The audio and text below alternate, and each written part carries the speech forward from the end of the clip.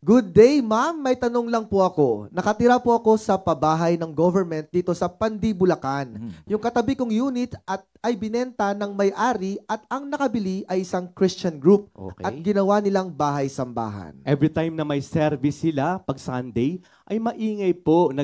Maingay. Kasi may banda sila. Start po ng service nila ay 7:30 a.m. Then sa Sunday ng hapon, may practice po sila.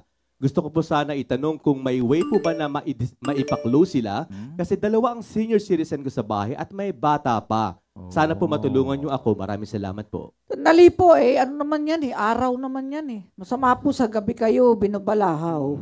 Hindi sa kumakampi po ako. May mga grupo ho ng mga church na wala pang kakayanang magpagawa ng chapel.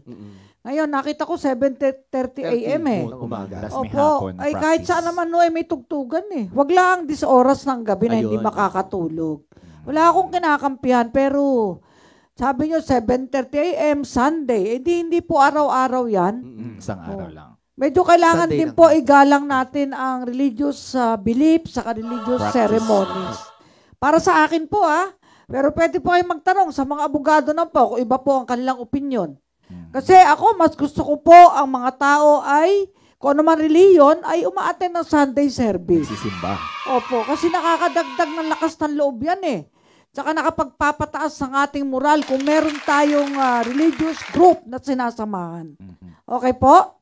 Kaya i-defer ko po kung ano man ang legal advice. Ang akin lamang yung nasa konstitusyon na irespeto natin ang religious beliefs, ang mga religious... Actually, yung...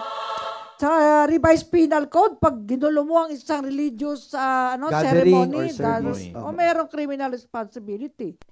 Umaga naman, 7:30 Tsaka Sunday lang po. Sunday. Opo. At hindi lahat ng reliyong may kakayanan magpagawa ng mga chapel.